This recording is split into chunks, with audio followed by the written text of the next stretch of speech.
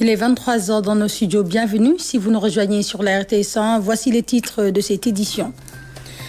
Riposte au Covid-19, des équipements de protection et d'autres dispositifs médicaux seront mis à la disposition des différentes régions médicales du pays. Estimé à 2 milliards de francs CFA, le matériel est destiné à protéger les agents de santé.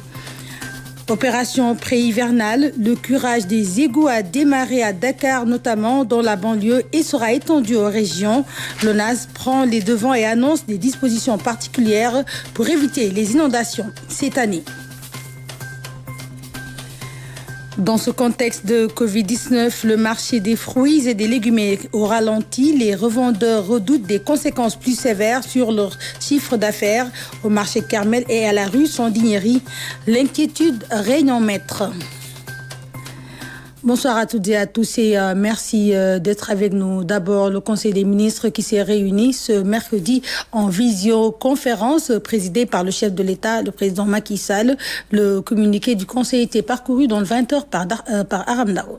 Bonsoir, le Conseil des ministres s'est tenu le mercredi 29 avril 2020 en visioconférence sous la présidence du chef de l'État, son Excellence M. Macky Sall. Le chef de l'État a, en ce début du mois béni de Ramadan, adressé ses chaleureuses félicitations et souhaité ses meilleurs vœux à la Oumma islamique.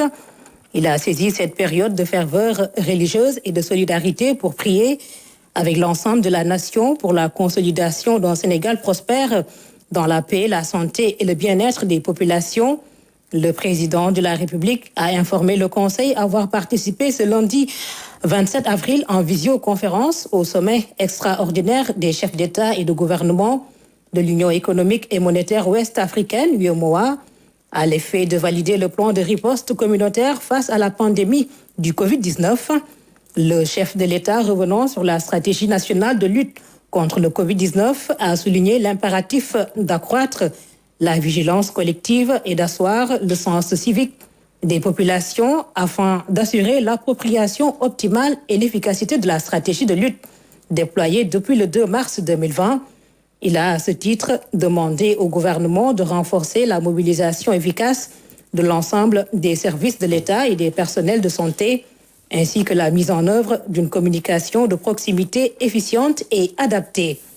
Le président de la République, face à la multiplication de comportements à risque, a requis l'application de nouvelles mesures plus coercitives au niveau des transports interurbains, des lieux de commerce et espaces publics.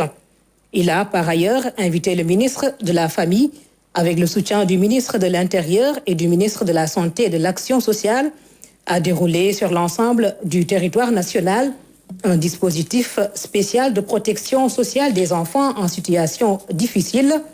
Le chef de l'État, au sujet du soutien stratégique de l'État aux entreprises à travers les mécanismes du Force Covid-19, a rappelé aux membres du gouvernement l'urgence d'intensifier l'exécution des mesures administratives, financières, fiscales et sociales sans précédent initiées par l'État.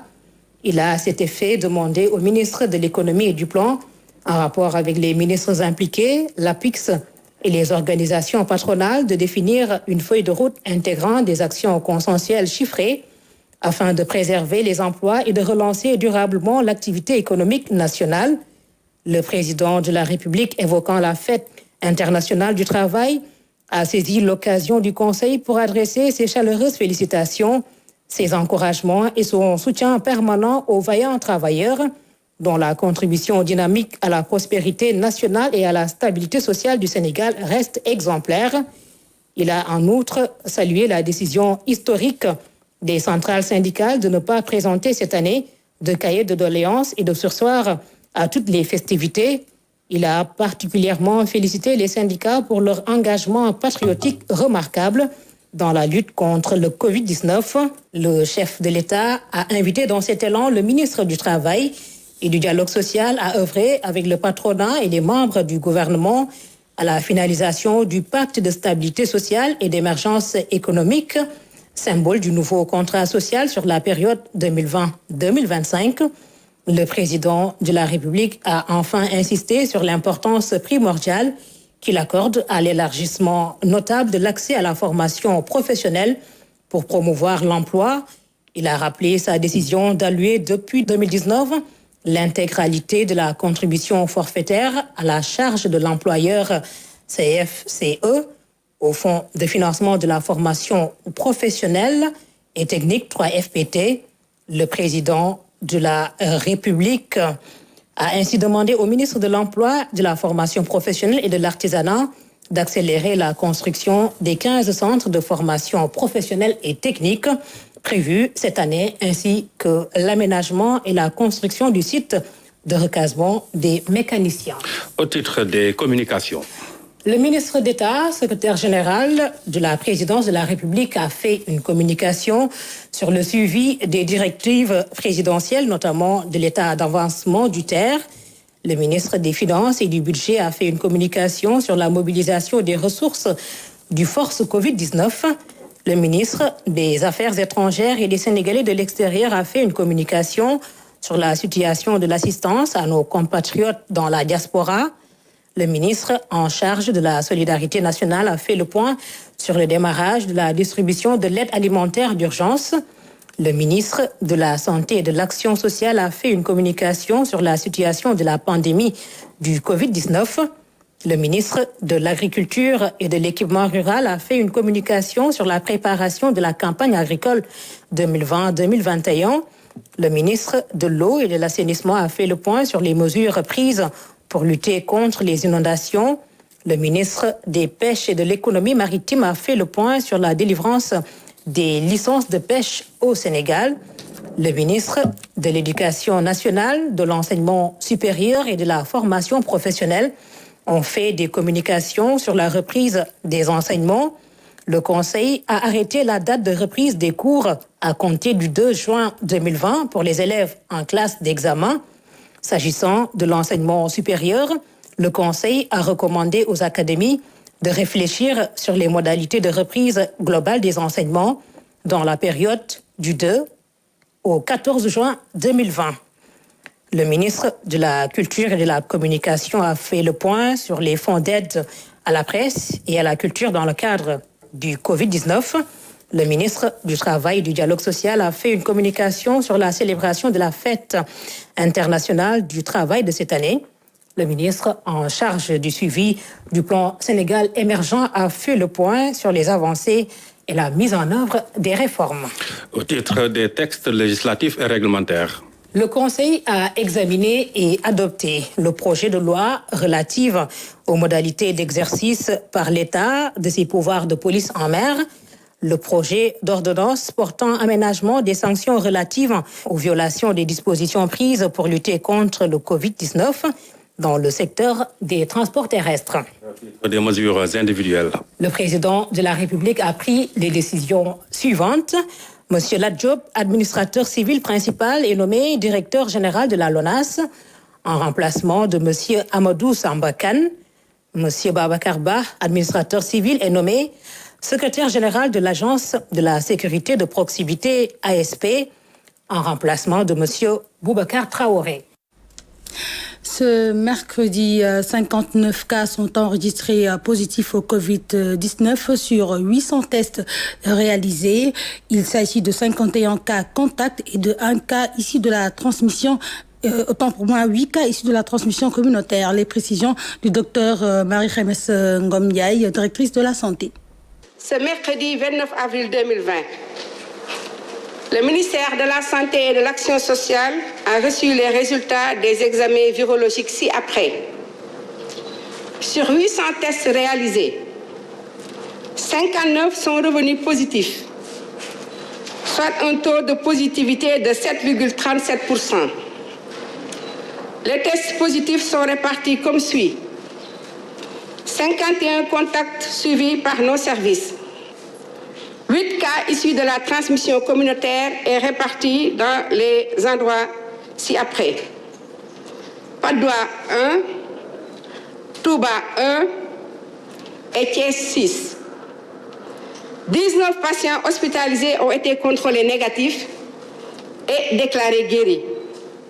Au centre de traitement de Dalal Jamm, 12 guéris, Diamniadio 4 guéris, Fann 1 guéri, Kolda 1 guéri et Saint-Louis 1 guéri. 2 cas graves sont pris en charge dans les services de réanimation de l'hôpital de Fann et de l'hôpital principal. L'état de santé des autres patients hospitalisés est stable. À ce jour, 882 cas ont été déclarés positifs, dont 315 guéris, 9 décédés, 1 évacué et donc 557 sous traitement. Le ministère de la Santé et de l'Action sociale exhorte les populations au respect strict des mesures de prévention collective et individuelle, les gestes barrières. Des équipements de protection et d'autres matériels nécessaires à la riposte contre le Covid-19. Les autorités sanitaires ont réceptionné un important lot estimé à 2 milliards de francs CFA. Ce matériel est justement destiné à la protection des agents de santé exposés. Oumar Diaw. Un magasin rempli du plafond au plancher, des braves au milieu d'innombrables caisses qu'ils chargent dans des camions et des voitures plus légères, mais que peuvent bien contenir autant de cartons. Il s'agit d'équipements de protection individuelle complets.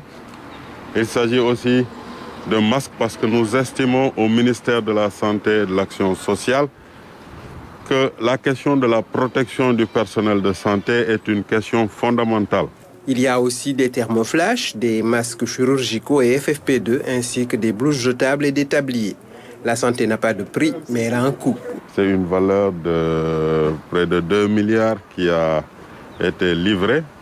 Et aujourd'hui, les régions médicales, d'ici dans les 48 heures, vont disposer de cet équipement. Ces équipements vont se retrouver à tous les niveaux de la pyramide sanitaire régionale. Bien entendu, un centre de traitement n'est pas un poste de santé. Le type de protection ne va pas être le même qu'au niveau des centres de traitement. Aujourd'hui, avec la transmission communautaire, il est démontré que chaque membre du corps de la santé peut recevoir un sujet suspect. En effet, un agent dans une structure éloignée peut consulter un sujet qui serait déjà contaminé. La réception de ces équipements a été une occasion de rendre un hommage aux acteurs de la riposte, en particulier à certains dont on ne parle pas toujours. Les techniciens de surface, les ambulanciers, les paramédicaux, les médecins, les professeurs de médecine, et leur dire que nous sommes tous engagés dans ce combat contre le Covid-19 et c'est ensemble que nous vaincrons. Conjuguer les efforts en étant au plus près synchrone, c'est une nécessité, un défi à la hauteur de la pandémie qui assaille le monde. En ces moments difficiles, on n'oublie pas le confort des malades avec des pyjamas. Le ministre de la Culture a bouclé sa visite chez les artistes. Beaucoup d'entre eux vivent des moments difficiles en cette période d'état d'urgence. Des mesures d'accompagnement sont annoncées, nous dit Fatou Diouf. Dans son studio, Kouman reçoit un hôte de marque, celui qui se réclame ambassadeur des artistes impactés par la pandémie du coronavirus. Le maître du rap est honoré de sa présence. Cette visite nous fortifie dans notre idée que le ministre pense à nous, que le président pense à nous. Quand je lui pense à nous, il pense à tous les Sénégalais, à tous les secteurs d'activité du Sénégal. Et justement, cette visite nous montre qu'effectivement notre secteur est un secteur qui est fragile, entre guillemets, un secteur qui est précaire parfois. Concert, tournée internationale, festival, sortie d'album, bref, tout a été annulé. Un véritable manque à gagner. Tout de même, il ne reste pas les bras croisés et contribue à l'effort de guerre. Avec mon épouse, on essaie de confectionner quelques masques le plus souvent qu'on offre à certains enfants, surtout aux petites arrivées. Donc voilà, on va essayer de respecter cet engagement et puis voilà. Merci à Monsieur le ministre pour cette commande-là. Fermé depuis plus d'un mois, Presse Art rouvre exceptionnellement ses portes pour accueillir le ministre de la Culture. Ici, tout est à l'arrêt. Une situation qui n'est pas sans conséquences financières. Nous, on est une entreprise culturelle qui évolue dans le milieu depuis des années et qui se trouve lourdement affectée par le Covid-19. Nos activités ont cessé, nos employés sont chez eux, nos artistes sont chez eux. Voilà, on n'a plus d'entrée d'argent, on a perdu énormément d'argent. Tous nos programmes ont été annulés, dont Sen Petit Galet qui devait se tenir pendant les vacances, ça a été annulé. Des émissions, beaucoup de concerts, beaucoup de sorties d'albums, d'enregistrements. Direction Yen, à la résidence du patron de Daniel Lenol, Baba Mal, très affecté par cette crise, est réconforté de recevoir la tutelle. Je remercie l'État du Sénégal, le président de la République qui a été vraiment clairvoyant dès le départ, d'avoir une idée vraiment parfaite de ce que ça doit être sa position pour accompagner le Sénégal. Et dans le Sénégal, les artistes sont dedans. Et le ministère de la Culture qui est venu nous rendre une visite de courtoisie, d'abord, ça nous va droit au cœur, parce que chacun reste chez soi et des fois nous nous sentons très seuls. Cette visite vraiment représente beaucoup de choses pour nous. Je reviens voir tous ces acteurs-là qui ont fait la fierté du Sénégal, qui sont des gens de renommée, qui sont des entrepreneurs culturels. Je crois qu'il était important de venir les écouter encore de vive voix et en le disant, le président de la République et l'ensemble du gouvernement est en train de travailler là-dessus et qu'au moment opportun, quand il y aura un fonds destiné à cela, tous, en ce moment, on se mettra autour de la table pour analyser, étudier les mécanismes, voir les urgences. 2020, une année difficile pour la culture. Les professionnels de la musique vont perdre plusieurs centaines de millions de francs CFA. Ils attendent beaucoup du plan de riposte force Covid-19 afin de relancer leurs activités. Fatou Diouf, la SODAV pourrait perdre jusqu'à 60% de ses recettes annuelles.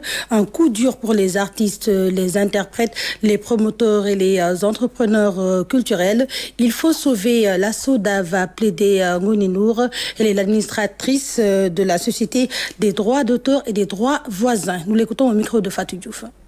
Les perceptions de la SODAV qui ont lourdement aussi été affectées par le Covid, parce qu'il n'y a plus de rassemblement, donc il n'y a plus de droits sur les exécutions publiques et également les droits généraux concernant les hôtels, les bars, les restaurants, tout ça il faut oublier et ça représente un pourcentage quand même énorme sur la perception de la SODAV.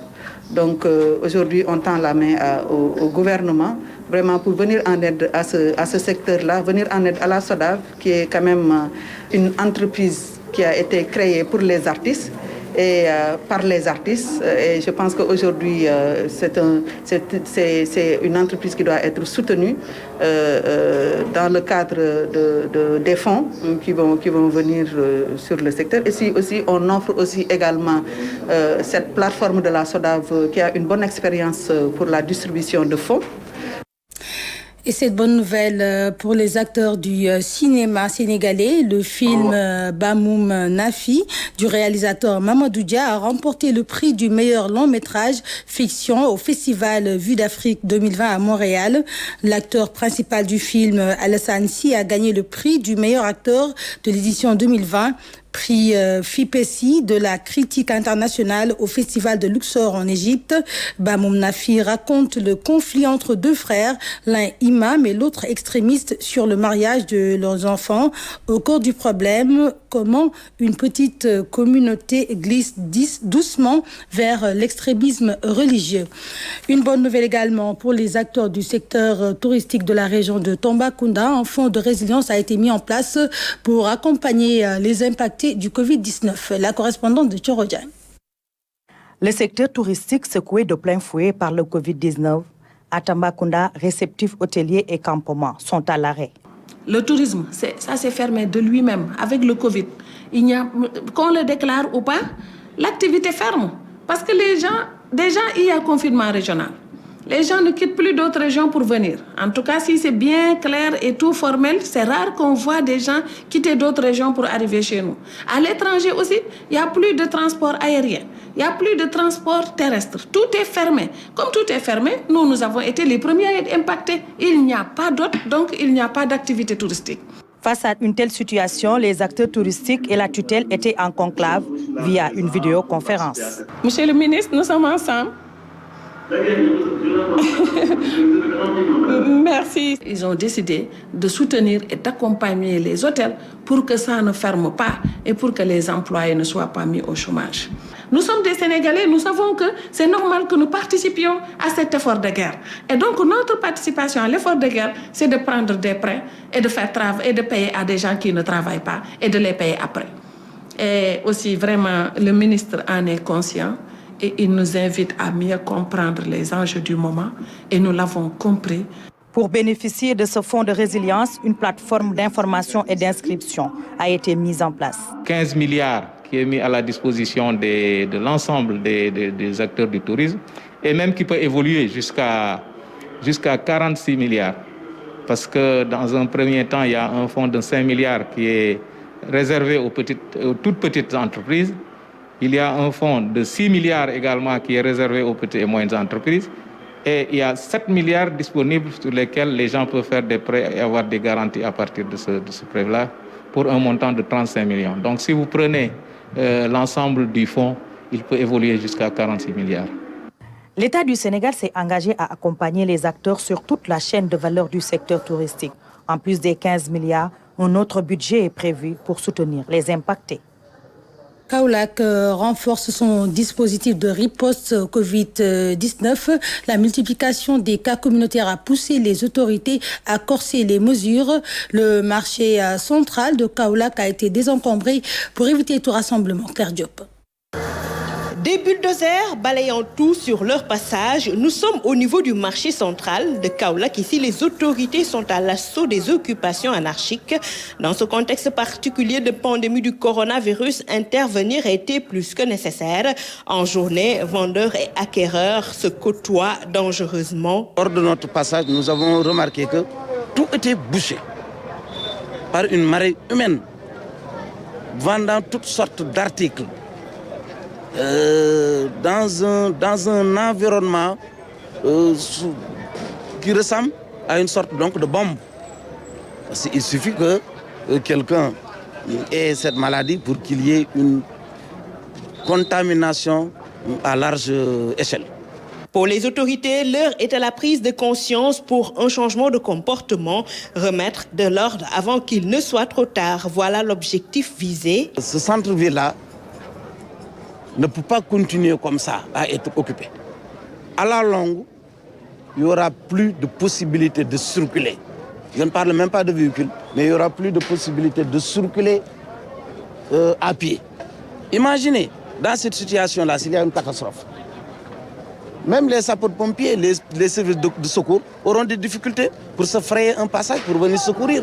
Après nettoyage, le marché offre le décor d'un espace propre et aéré. Pour son maintien, un suivi strict sera fait. Ce sont les occupants, en tout cas des cantines, les occupants réguliers de ces cantines-là qui devraient d'abord constituer un premier rempart pour désigner un ou deux surveillants.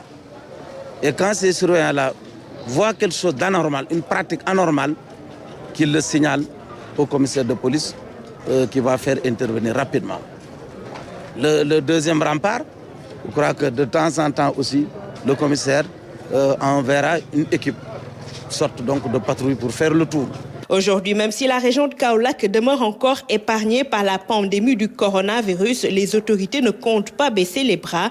Pour rappel, le marché central de Kaolack est très fréquenté. Il ouvre ses portes tous les jours de 7h à 14h. Opération pré-hivernale, le curage des égouts a démarré à Dakar, notamment dans la banlieue, et sera étendu aux régions. L'ONAS prend les devants et annonce des dispositions spéciales pour éviter les inondations cette année. Hamid Diop. Dans les ruelles de Thiaroye-Samsam, ces agents font le curage des égouts. Avant l'hivernage, tous les déchets doivent être enlevés. Les opérations démarrées depuis le 14 avril ciblent le réseau pluvial de certains quartiers. De Gouy-Sapout à Samsam 2, de Gouy-Sapout à Amdalaï, de Gouy-Sapout à Telimam Diara, de Gouy-Sapout à Ndiawar Diagne, on n'a plus des impacts d'inondation. On a des impacts qu'on reconstruit nos maisons et on est en train de le faire. Avec l'ONAS, je me suis dit que ce sont des cadeaux pour la cité pépinière. Parce que j'avais des années, s'il pleuvait, presque, nous avons beaucoup de problèmes. Comme à Dakar, les opérations de curage dans les régions vont démarrer vers le 15 mai. Des canaux ouverts, des canaux fermés, des stations de pompage sont concernées.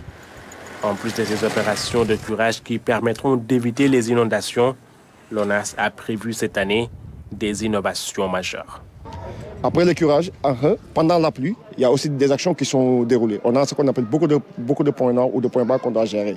Si vous prenez au niveau de la RTS, au niveau de la Caisse de sécurité sociale, au niveau de ENAM, des points comme ça. Au niveau de l'unité 24, l'unité 25, c'est des points où on a aussi du personnel qui est là-bas 24 heures sur 24 maintenant pour aider à l'évacuation des eaux de pluie. On a ce qu'on appelle des brigades mixtes, des gens qui sont en train de tourner maintenant pour pouvoir gérer les points. Et nous aussi, de notre côté, au niveau de l'ONAS, on a une organisation qui est mise en place, qui est chapeautée par le directeur général, le directeur d'exploitation et les chefs de département, les chefs de service, les chefs de section et les équipes qui sont sur le terrain.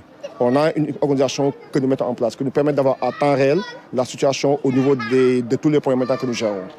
Pour valoriser les efforts de ces agents de curage, l'ONAS en appelle à la responsabilité des populations pour éviter de boucher les égouts avec des déchets. Les maires sont aussi interpellés à lutter contre l'ensablement.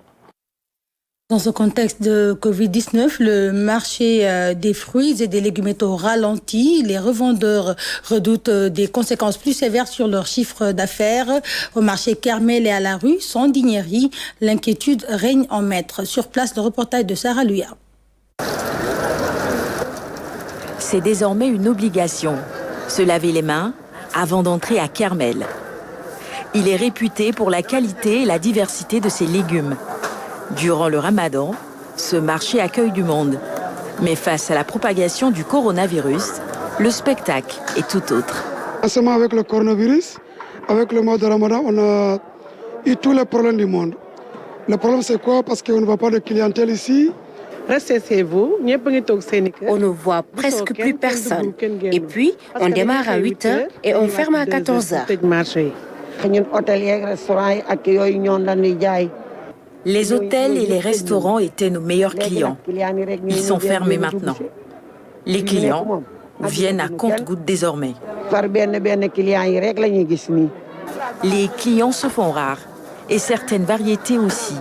J'ai l'habitude de venir ici. Si vous voyez les étals, déjà il n'y a pas assez de produits. Aujourd'hui, j'étais venue chercher des gambas, des lottes ainsi que des radis, mais il n'y a rien. Alors qu'en temps normal, quand vous venez à Kermel, tout est à foison. Un peu plus loin, toujours au centre-ville, marché Sandaga, rue Sandiniéry. Quelques manutentionnaires trouvés sur place déchargent des caisses de fruits. Cette dame est venue se ravitailler pour ses paniers ramadan. J'ai l'habitude de venir ici jënd fruits, surtout au mois de ramadan parce que damay comme am ay commande panier ndogu. J'ai l'habitude de venir ici pour mes paniers ramadan. J'ai pas peur. Il faut juste prendre ses précautions. Mooy maanaam booy génn nga raxasu ba set def sa gel boo ñëwee nga toog benn place. Très peu ont son courage. La rue, célèbre pour sa large gamme de fruits, est vide de ses habituels clients. La crise du coronavirus affecte les habitudes de consommation pendant le ramadan. Un coup dur pour tous ces revendeurs de fruits et légumes. Il y a de moins en moins de clients et puis aussi avec cette maladie-là, il y a beaucoup de gens qui ont peur de rallier le centre-ville, donc c'est un peu difficile donc, quand même. Oui, c'est incomparable. Avant, il y avait une affluence, mais pendant cette période-là, le ralentissement, on le sent de plein fouet. En une journée, on vendait 2 caisses. Actuellement, c'est à peine la moitié. Beaucoup espèrent un miracle. Un miracle. Nous prions Dieu, nous le supplions pour que cette maladie s'en aille. En attendant ce fameux miracle, la chute, pour certains, pourrait être lourde et subite. Durant tout le mois de Ramadan, nous vous proposerons des capsules nutrition les mercredis et les samedis. Le premier numéro est consacré aux bienfaits du jeûne, notamment sur le plan thérapeutique. Les explications du docteur Keba Tamba, il est pharmacien, nutritionniste et diététicien. Nous l'écoutons au micro de Koumba Diaratemar. Notre mode de vie aujourd'hui est fait que nous sommes en déséquilibre entre l'action et le repos. Et le mode Ramadan, qui correspond à un repos, nous permet de rééquilibrer notre vie. Et comme vous parlez de confinement, c'est même une opportunité aujourd'hui parce que les gens sont vraiment à un rythme de vie beaucoup plus ralenti par rapport au confinement qui fait que la majorité même des gens ne sont plus en activité. Le ramadan qui aujourd'hui est un moment de repos va nous permettre de mieux potentialiser les avantages qu'on peut tirer du jeûne. Le corps va disposer énormément d'énergie du fait qu'il n'est plus sollicité pour digérer les aliments que nous mangeons. Donc dans la journée, tout le système est mobilisé pour faire des corrections, pour faire le nettoyage, pour faire vraiment une détoxification de tout ce qu'on a accumulé pendant 12 ou 11 mois.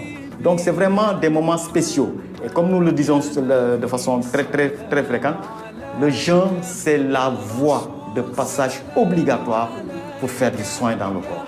C'est la meilleure des thérapies. Parce que c'est le seul moment que le corps dispose d'une possibilité de ne pas compter de l'extérieur, parce que nous avons malheureusement tendance à croire que pour soigner quelque chose, il faudrait prendre quelque chose de l'extérieur. Non, le meilleur soin se fait de l'intérieur. Et le jeûne nous permet de dire, ok, je ne prends plus de l'extérieur, je ne fais plus confiance à l'extérieur, je fais confiance maintenant à mon intérieur, qui a la capacité, lui, à partir de l'intelligence que Dieu a créée dans le corps humain, cette merveille vraiment de l'humain fait que pendant le jeûne, on a la possibilité de mobiliser toute cette énergie pour aller maintenant nettoyer, soigner les parties qui sont plus ou moins affaiblies ou bien plus ou moins malades pour vraiment permettre une excellente régénération.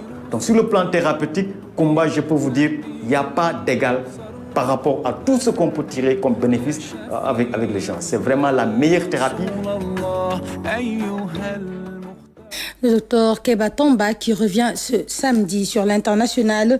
L'Union européenne va soutenir les pays du G5 Sahel à hauteur de 194 millions d'euros. Pendant ce temps, Guillaume Soro est condamné à 20 ans de prison en Côte d'Ivoire, compromettant ainsi ses chances de participer à la prochaine présidentielle d'octobre. Le récit de Pabouna Tchao. C'est au cours d'une vidéoconférence que Bruxelles a annoncé ce nouvel appui financier au profit des pays du G5 Sahel. Une enveloppe de 194 millions d'euros pour renforcer les forces de défense et de sécurité et assurer le redéploiement des États dans les zones fragiles. Et pour respecter les décisions du sommet de Pau en janvier dernier, l'effort sera étendu à la zone dite des 3 frontières entre le Mali, le Niger et le Burkina Faso. En cette période de crise sanitaire, les dirigeants du G5 Sahel ont demandé à l'Union européenne d'aller plus loin en annulant la dette des pays africains. La proposition sera examinée et fera l'objet d'une réunion avec les États membres et le FMI dans 3 mois, a répondu l'Union européenne. Pendant ce temps, sur le continent, l'ancien Premier ministre ivoirien Guillaume Soro a été condamné à 20 ans d'emprisonnement pour recel de détournement de deniers publics et blanchiment de capitaux. Guillaume Soro est ainsi interdit de se présenter à la présidentielle d'octobre prochain. Et un nouveau mandat d'arrêt a été lancé à son encontre. La Côte d'Ivoire qui compte à ce jour plus de 1000 cas positifs au Covid-19. À la date du 29 avril, le continent africain comptabilise plus de 1300 décès sur 27 000 cas enregistrés et près de 8000 guérisons. Sport, pour finir, après les Pays-Bas, la France met un terme à son championnat de football. Une décision du gouvernement français. La Ligue de football professionnel doit maintenant désigner le champion de France, El Hadji Thierno Dramé. C'est la fin de cette édition. Merci de votre attention et très bonne fin de soirée à tous.